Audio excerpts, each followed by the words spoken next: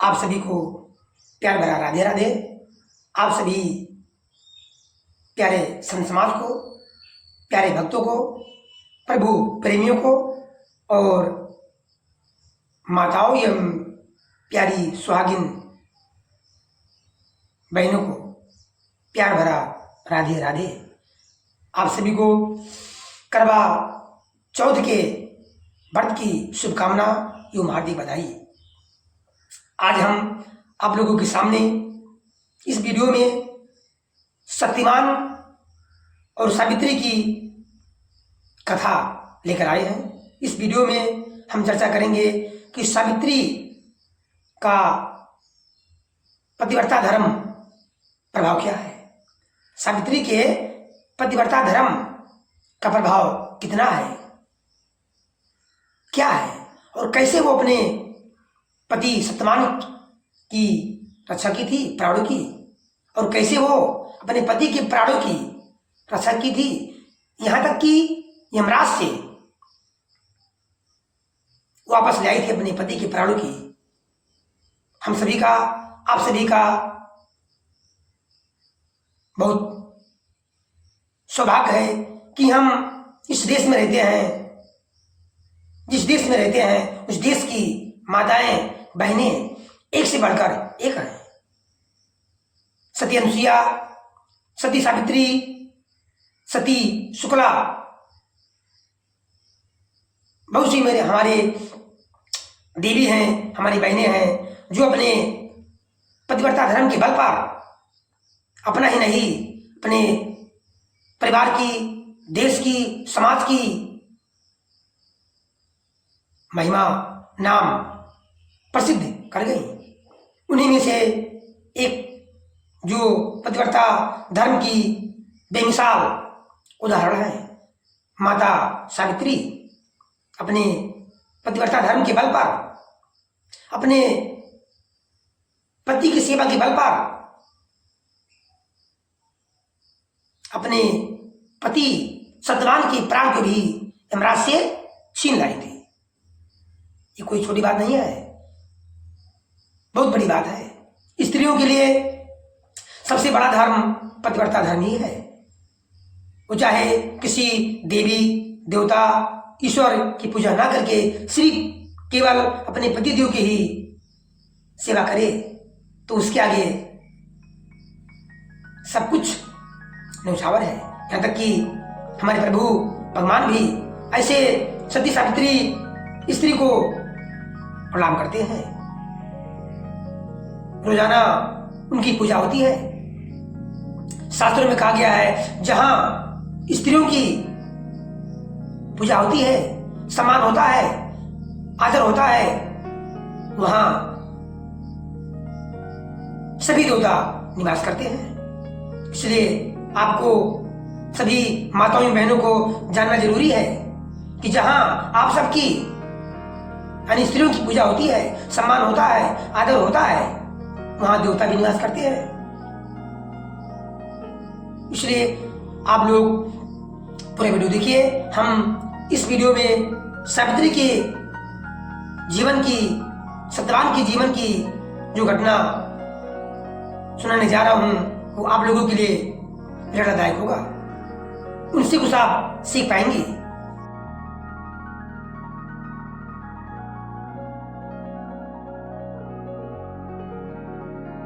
उनके एक पुत्री थी जिसका नाम था सावित्री।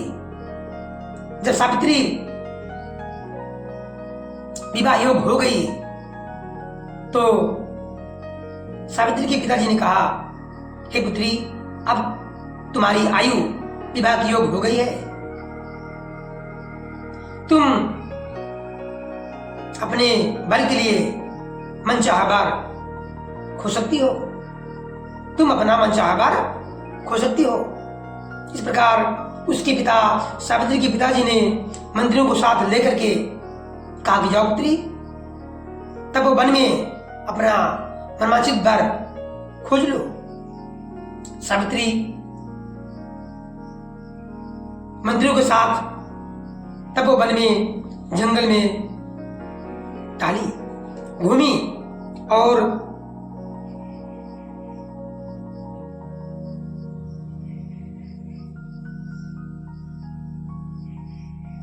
शाम को वापस लौट आई। जब सावित्री के पिताजी ने पूछा, पुत्री क्या आपने वर ढूंढ लिया? जब ये प्रश्न कर रहे थे पिताजी, तो उनके साथ उसी सभा में महर्षि नारद जी भी थे। महर्षि नारद जी भी विद्वान थे। तब सावित्री ने कहा कि हे पिताजी, हमने तपो वन में राजा दुम्मतसेन के पुत्र सत्यवान को पति रूप में स्वीकार किया है।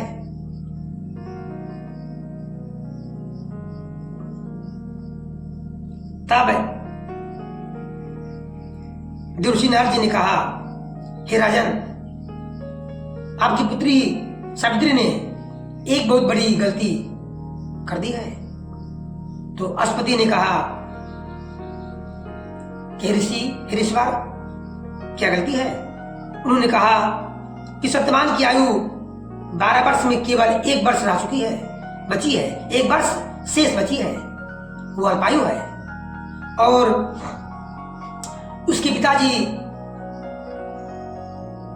दुम्मतसेन अपने राज से निकाला हुआ है, वो राजहीन है, जंगल में रह रहा है। सबसे अधिक कमी यह है कि सत्यवान की आयु शेष सिर्फ 1 वर्ष बची है, अल्पायु है।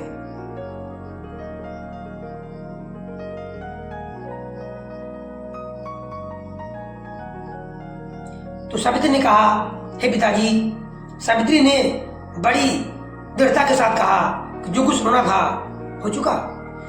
सनातन धर्म के अनुसार एक स्त्री पति का चयन की एक बार करती है, सो मैंने कर लिया, चाहे कुछ भी हो जाए, सत्यवान के साथ विवाह मैं करूंगी। ये देखिए स्त्री जात की, स्त्री धर्म की दृढ़ता कैसी होती है।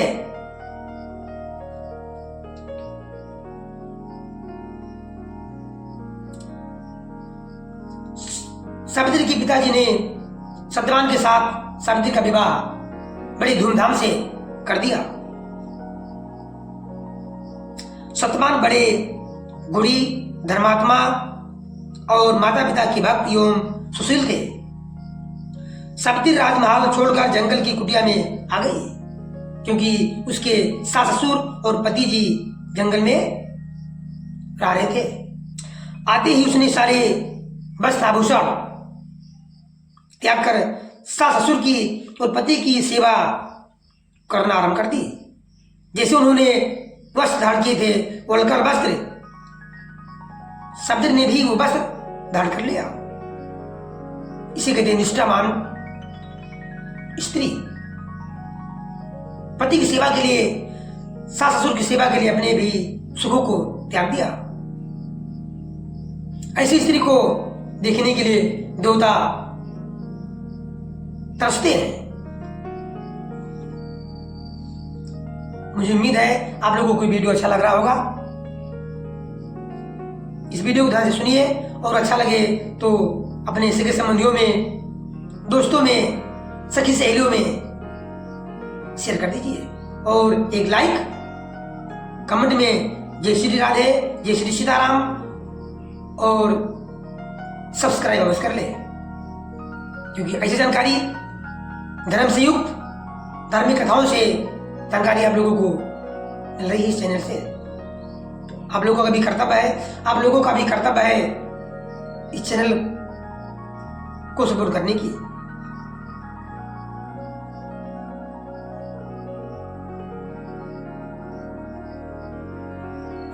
समय बीतता गया, एक दिन वो भी समय आ गया जिस समय सत्यवान की मृत्यु होना निश्चित था। सावित्री को पता चल गया कि 4 दिन बाद मेरे पति सत्यवान की मृत्यु होगी। तो उन्होंने 3 दिन पहले ही व्रत रखना शुरू कर दिया, उपवास रखना शुरू कर दिया। 3 दिन पहले ही वो दिन भी आ गया जिस दिन सत्यवान की मृत्यु होना निश्चित था। तो उसी रोज की तरह सत्यवान उस दिन लकड़ी काटने जंगल जाने लगा। तो सत्यवान सत्यवान की पत्नी यानी सावित्री ने कहा, हे प्राणनाथ, हे पतिदेव, मैं भी आपके साथ जंगल में लकड़ी काटने चलूंगी।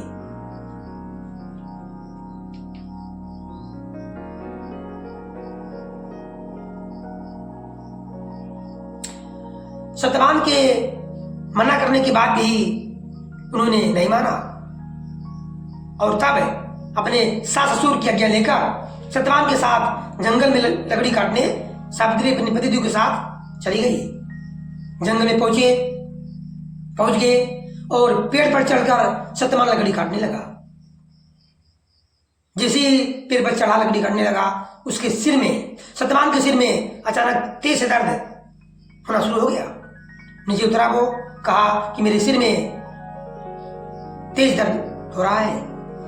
सावित्री समझ गई कि मेरे प्राणनाथ का समय निकट आ गया है। सत्यवान का सिर अपने गोद में लेकर के बैठ गई। सत्यवान अपनी पत्नी के गोद में सिर रखकर लेट गया और वो कुछ ही क्षण में अचेत हो गया।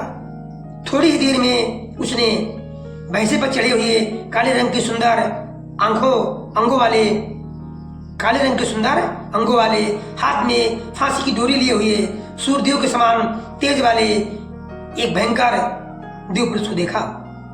उसने सत्यवान के शरीर से फांसी की डोरी से बंधे हुए अपने फांस से अंगूठे के बराबर पुरुष को बलपूर्वक खींच लिया, अर्थात यमराज ने सत्यवान के प्राण निकाल लिए। सावित्री ने कहा, हे देव, आप कौन है? उन्होंने कहा कि मैं यमराज हूं, आपके पति के प्राण लेने आया हूं, आपके पति सत्यवान के प्राण लेने आया हूं। तब सावित्री ने कहा, हे देव, सांसारिक मनुष्यों के प्राण लेने आपके दूत आते हैं, आप क्यों आए हैं? तो यमराज ने कहा, हे तपस्विनी, हे सावित्री, आपके पति बड़े ही धर्मात्मा हैं, गुणवान हैं, इसलिए हमारे जो दूत हैं उनकी योग नहीं थी, इसलिए मुझे आना पड़ा। और इतना कहकर यमराज सत्यवान के प्राण लेकर दक्षिण दिशा की ओर आगे बढ़ने लगे। लेकिन पीछे पीछे सावित्री भी जाने लगी। जब पीछे मुड़कर देखे यमराज ने कि सावित्री आ रही है, तो कहा, हे देवी, तुम मेरे पीछे क्यों आ रही हो? तुम लौट जाओ, तुम घर लौट जाओ। हाँ, मैं तुम्हारे पतिव्रता धर्म से प्रसन्न हूं, तुम एक वरदान मांग लो। तो कहा, हे महाराज, यदि आप मुझसे प्रसन्न हैं तो मेरे सास ससुर अंधे हैं, उनको नेत्र प्रदान करें। इतना कहकर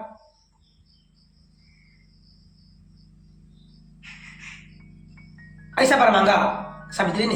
तो यमराज ने कहा, तथास्तु। इतना कहकर यमराज आगे बढ़ दिए। फिर दोबारा देखा कि सती सावित्री पीछे पीछे मेरी फिर आ रही है। तो कहे, देवी, तुम एक बार और मांग लो और वर लेकर घर लौट जाओ। कहा, ठीक है, हे धर्मराज, मेरे सास ससुर का खोया हुआ राज पुनः वापस मिल जाए। यमराज ने कहा, तथास्तु, ठीक है, मिल जाएगा। इतना कहकर यमराज आगे बढ़ने लगे। फिर भी तीसरी बार भी सावित्री पीछे पीछे यमराज के आ रही थी। यमराज ने देखा सावित्री फिर आ रही मेरे पीछे। कहा, पुत्री, मैं तुमसे अत्यंत प्रसन्न हूं, मैं तुमसे अति प्रसन्न हूं, एक बार और मांग लो और घर लौट जाओ। तब उसने कहा, हे महाराज, मेरे पिता के 100 पुत्र हों, ऐसा मुझे वर दीजिए। यमराज ने सभी वर दे दिया तथा सुखाकर फिर आगे बढ़ने लगे। लेकिन फिर भी सावित्री यमराज के पीछे पीछे आ रही थी। तब देखा उन्होंने, तो कहा, पुत्री, अब तुम अंतिम बार अपने पति के प्राण को छोड़कर एक बार और मांग लो। तो कहा, हे देव, हे महाराज, हे यमराज, मुझे मेरे पति सत्यवान के द्वारा पुत्रवती होने का वरदान दीजिए। यमराज ने बिना कुछ सोचे समझे तथास्तु कहा दिया। इतना कहकर यमराज आगे बढ़ने लगे, लेकिन फिर भी सावित्री यमराज के पीछे पीछे चल रही थी। तब उन्होंने देखा कि सावित्री पीछे फिर मेरी आ रही है। कहा, देवी, अब तुम क्यों आ रही हो? हमने तुम्हारे कहने के अनुसार इच्छित वर दे दिया। तब कहा, हे देव, आपने मुझे अभी भी वरदान दिया है कि मेरे पति सत्यवान के द्वारा मेरे पुत्र हो। आपने ऐसा वरदान दिया है, तो आप ही बताइए कि बिना मेरे पति के द्वारा मेरे पुत्र कैसे होंगे? इस प्रकार यमराज धर्म संकट में पड़ गए। उन्होंने अपने ही वरदान को दे करके और अपने ही द्वारा धर्म संकट में पड़ गए। उनका, देवी, तुम धन्य हो, तुम्हारी पतिव्रता धर्म बड़ी प्रबल है। मैं तुम्हारी पतिव्रता धर्म से अति प्रसन्न हूं। और जाओ, मैं तुम्हारे पति सत्यवान के प्राण को छोड़ता हूं। तुम जाओ और तुम्हारे पति की उम्र 100 वर्ष हमने कर दिया। तुम्हारे पति की आयु लंबी हो गई। सावित्री ने अपने लिए सत्यवान के द्वारा 100 पुत्रों का वरदान मांगा था। यानी सत्यवान के द्वारा सावित्री को 100 पुत्र होंगे, ऐसा वरदान यमराज से मांगा।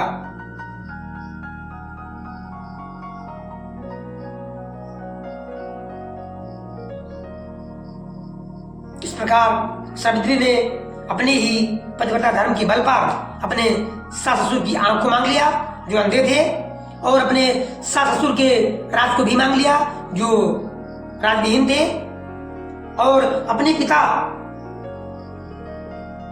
को 100 पुत्रों का वरदान भी मांग लिया, अपने लिए भी 100 पुत्रों का वरदान भी मांग लिया। यह है हमारे देश के महान स्त्री सावित्री की कथा। मुझे उम्मीद है आप सभी लोगों को ये कथा अच्छी लगी होगी। आप सभी माताएं एवं सुहागिन बहनें इससे कुछ ना कुछ आप लोगों को अपने देश की इतिहास की कथा जानकर प्रसन्नता अवश्य हुई होगी और जानकारी भी हुई होगी, और इससे कुछ सीख भी आप लोगों को मिला होगा। जरा सा भी जानकारी अच्छी लगी हो, कुछ सीख मिला हो तो कमेंट में जय श्री राधे, पतिव्रता धर्म की जय हो अवश्य लिखें, और चैनल को सब्सक्राइब अवश्य कर लीजिए। जय माता दी। आप सभी सुहागिन बहनों को, माताओं को सादर राधे राधे। भगवान करे सभी का दिन शुभ हो और सभी का करवा चौथ का व्रत भगवान भोलेनाथ और मां पार्वती की कृपा से पूर्ण हो। आपके घर में मंगल की वर्षा हो, सुख शांति प्रभु की भक्ति निवास करें। प्रेम से बोलिए राधे राधे। पतिव्रता धर्म की जय।